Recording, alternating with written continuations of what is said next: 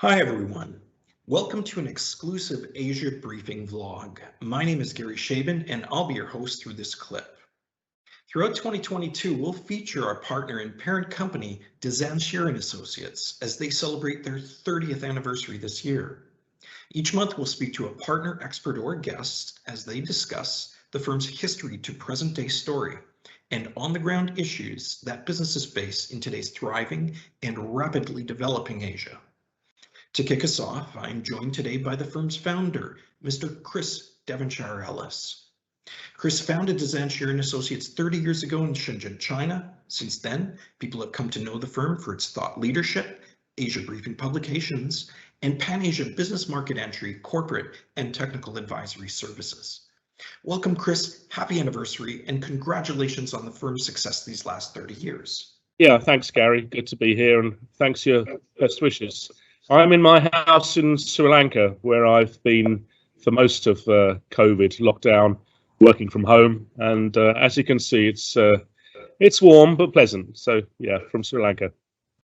Fantastic. So if we jump into our first question here, what inspired you to set up Dezan Shira 30 years ago? Well, I'd been to mainland China a few times, Shanghai and Beijing, around about the just shortly after, before and after Tiananmen, actually, the Tiananmen incident, and it seemed to me to be obvious that the country was going to open up.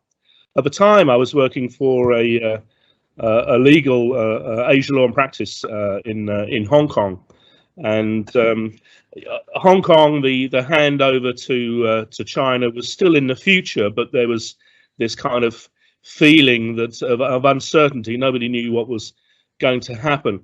But I had a different view. I could, through my travels to China in those days, there was a different sense, and particularly in Shenzhen.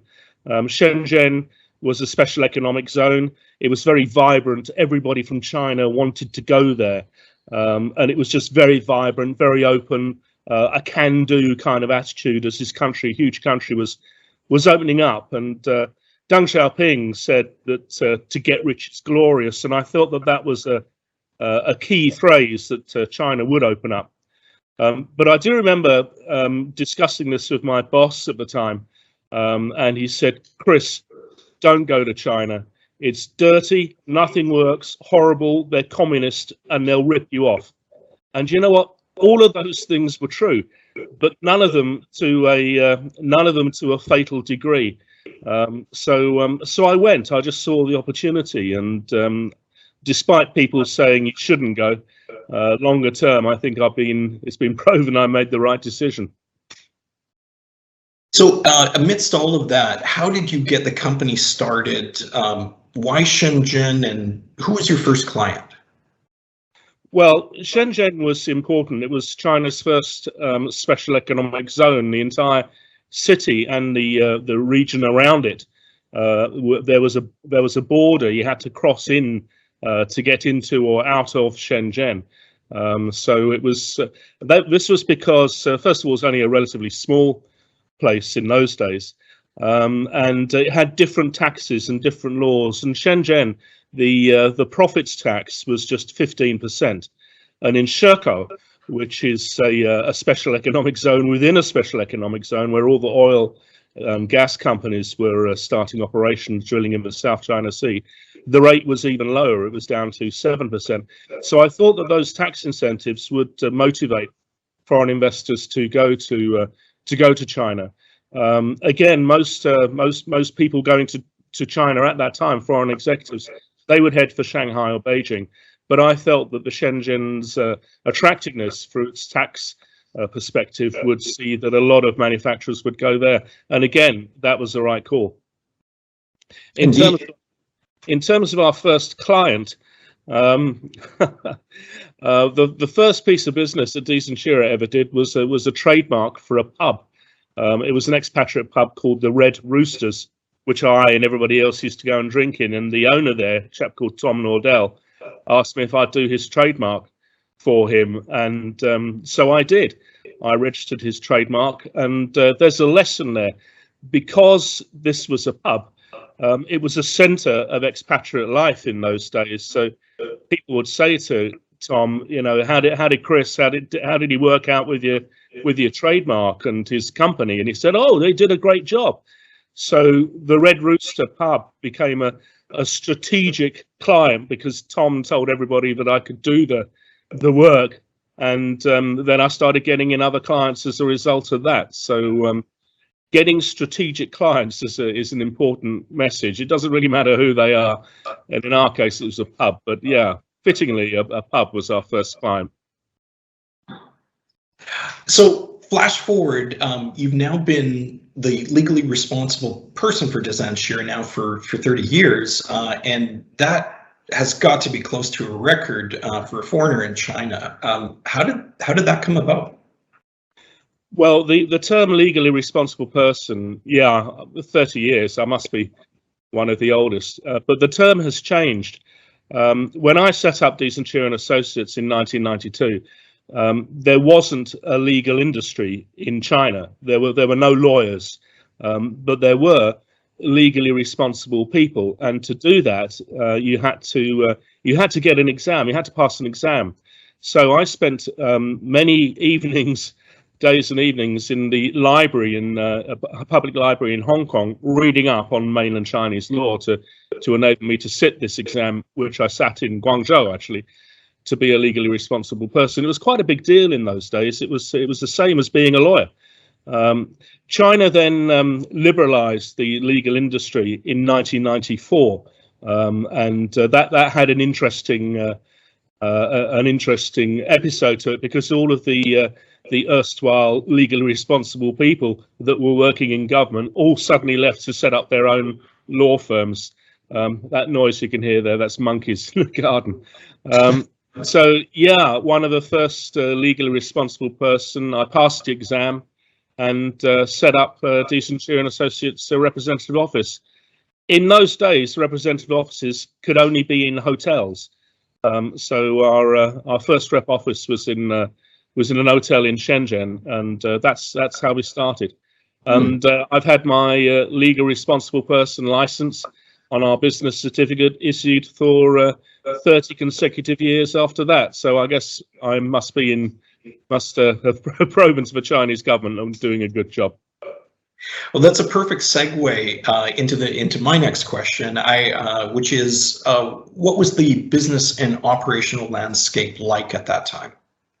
Wow. Well, it was it was very different. As I mentioned earlier, in 1992, the handover of Hong Kong to mainland China was still 5 years away, and Hong Kong was really in full-on last party on earth mode. Places like Joe Bananas, the China Jump, and 97, and various other clubs that people will remember from that time. It was real full-on party mode, but it was a party with an end to it, because Hong Kong was being handed back and nobody quite knew exactly what would happen. In Shenzhen, it was the reverse. It was a special economic zone, and everyone in China wanted to be there because it was close to Hong Kong, and there was this feeling that China was going to open up, it was going to develop. So the ambience was totally different. You went from the slightly psychotic party mode of Hong Kong, and it's going to all go back to the real upbeat mood in mainland China, particularly in Shenzhen at that time, where everything's going to open up. It's going to be great. So the atmosphere in the mainland China was actually more positive leading up to 1997 than it was in Hong Kong. But the vibe was totally different. The Soviet Union had recently ceased to exist, so there were loads of Russians that were running away from the Soviet Union. There were a lot of Russians there.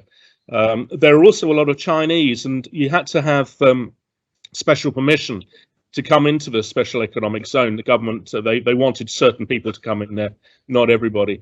But people from all over China came to Shenzhen. They had all different dialects, so they couldn't always understand each other. So they would write the character in the air with their hands, something that you don't see nowadays. There are also fabulous Chinese restaurants in Shenzhen, where our first office was, because Sichuan and Hebei and Henan and Heilongjiang all have different cuisines. So all these amazing restaurants. One of the stranger things at the time was that some Chinese entrepreneur bought a Soviet aircraft carrier and parked it in the Shenzhen River. It was called it was a Soviet aircraft carrier. It was called the Minsk, and there were ideas to turn it into a nightclub. And this thing just sat there, massive, in the Shenzhen River, on the border between Hong Kong and Shenzhen. Huge Russian Soviet era aircraft carrier. So bizarre times, but a lot of fun, a lot of energy, and that really laid the groundwork, I think, in Shenzhen, not Shanghai. It was Shenzhen that laid the groundwork for the development of contemporary China. It must have been a huge club, very interesting times. I know what you mean about the character writing. It was still here about 10 years later, but you're right, you don't see that anymore.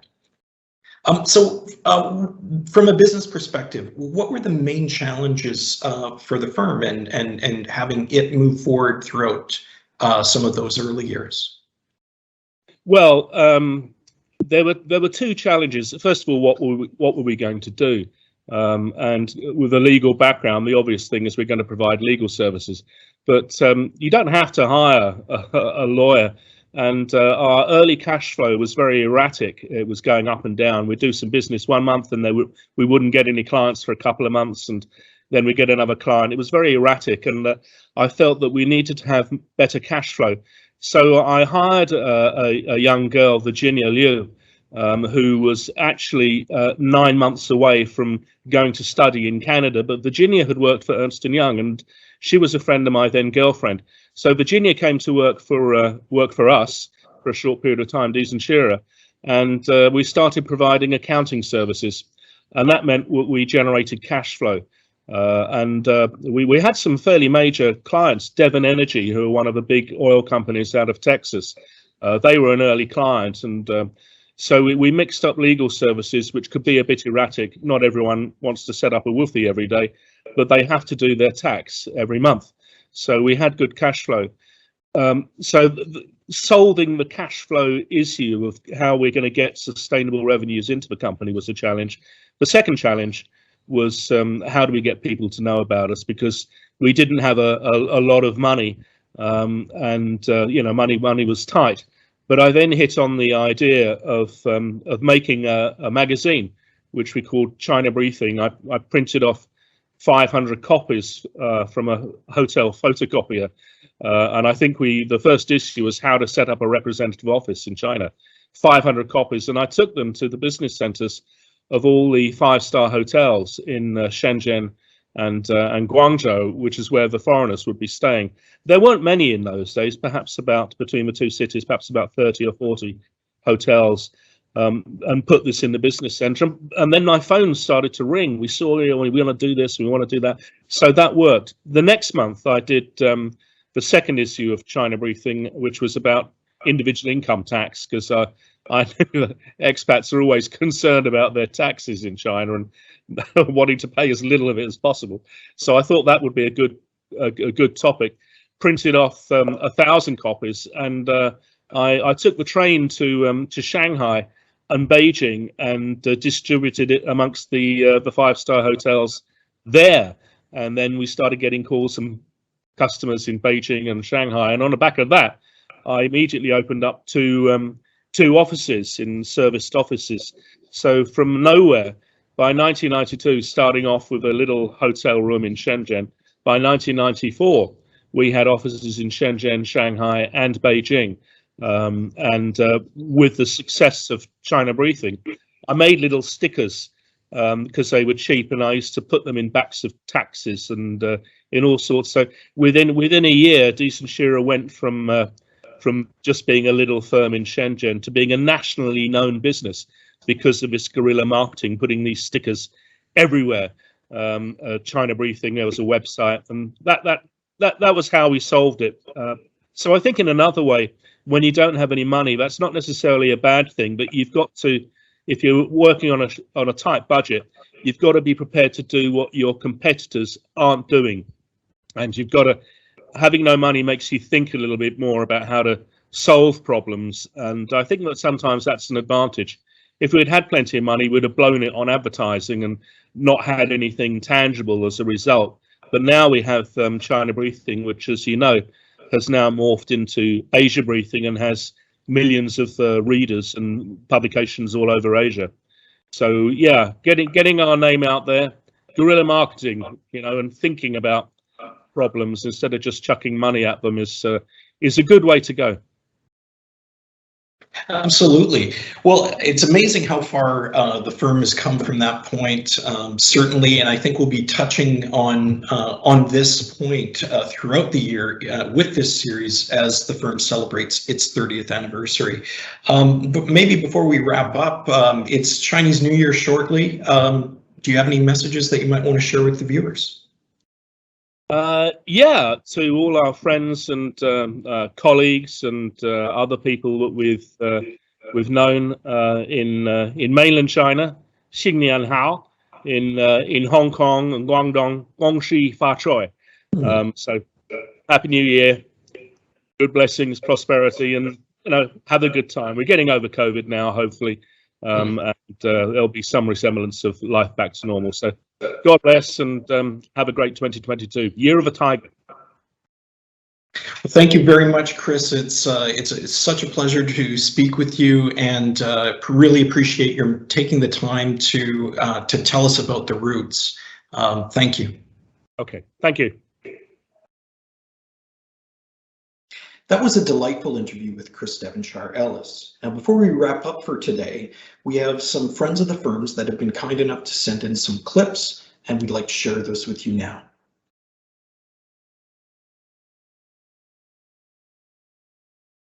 Well, thank you. And again, I came to China in 2001, been in Asia since 1987. And every hotel that I went to had one thing in common, and that was they had a pamphlet, a brochure from Dezan Shira. And it was always very interesting, and I would read it. And so I decided I'm going to call this gentleman. So as we looked at opportunities here, I found something instantly with your company. You've got a great company, a great future. I work with Sabrina, of course, here in Beijing, who's a tremendous asset for your company. Chris and I have known each other since 2001, but it goes well beyond providing accounting, financial, legal, advisory services. This is very personal in nature. Chris and his whole team not only view the company and the success of the company is very important to them, but personally, they're there for you 24/7. Any company that would work with you, I think, can look well beyond the veil of what normally is provided and the opportunities that are there. And I've never hesitated for a moment in highly recommending your company and that people work with your firm. I want to wish you, I want to wish Chris, Sabrina, and the whole team another 30 years and tremendous success in the Year of the Tiger at 𝐃𝐞𝐬. It's been truly a pleasure.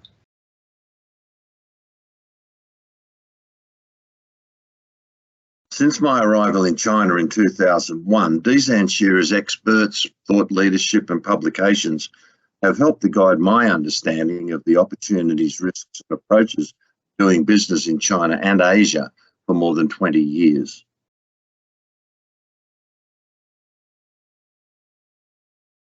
I met Chris Devonshire-Ellis in a lift.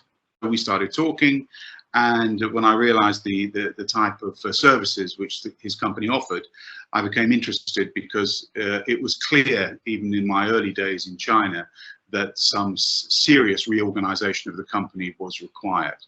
Helped me to formulate an idea of where things had gone wrong with the joint venture. We realized that we would have to disentangle ourselves from several relationships. At that stage, the relationship with Dezan Shira was more consulting and working out whether we would go in this direction or that direction. And so that was, again, very helpful with not only with Chris, but obviously Alberto and several other people were involved in discussing the future. It was one of the larger projects that Dezan Shira had been involved with up to that stage. And we ended up with a much reduced number of offices, but in locations and set up in ways in which they were actually beneficial to my company.